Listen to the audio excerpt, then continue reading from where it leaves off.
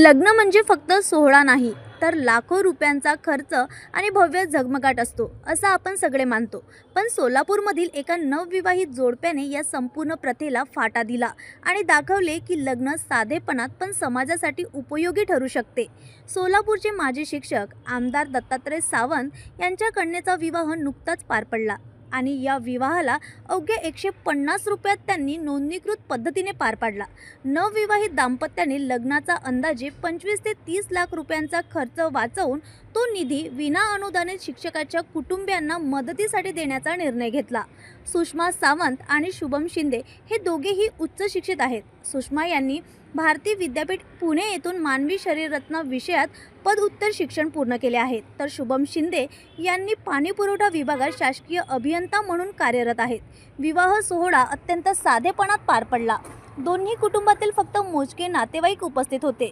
दत्तात्रय सावंत म्हणाले, प्रत्येक कुटुंबाला मुलाचे लग्न धूमधडाक्यात व्हावे असे वाटते, पण माझ्या मुलीने आणि जावयाने समाजासाठी जो निर्णय घेतला आहे त्याचा मला अभिमान आहे. या घटनेमुळे सोलापूर आणि राज्यभरात चर्चेला सुरुवात झाली असून समाजासाठी विचारपूर्वक केलेला हा निर्णय आदर्श ठरत आहे. वाढत्या खर्चाच्या युगातही साधेपणा, शिक्षण आणि सामाजिक जबाबदारी याचे संगम सोलापूरमधून दिसून आले आहेत.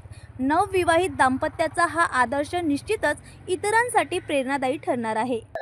मी सुषमा दत्तात्रय सावंत आणि हे शुभम हरीश शिंदे.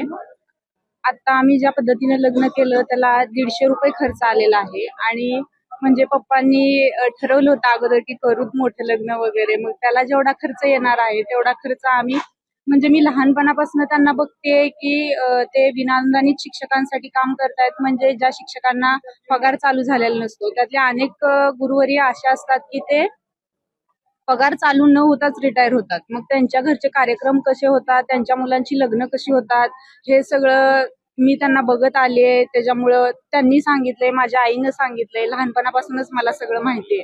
म्हणून मग आम्ही खरं तर असा निर्णय घेतला आणि आता जे आमच्या लग्नासाठी जो खर्च होणार होता त्या खर्चातून आम्ही त्या शिक्षकांच्या मुलांसाठी काय करता येते का याचा प्रयत्न करतो.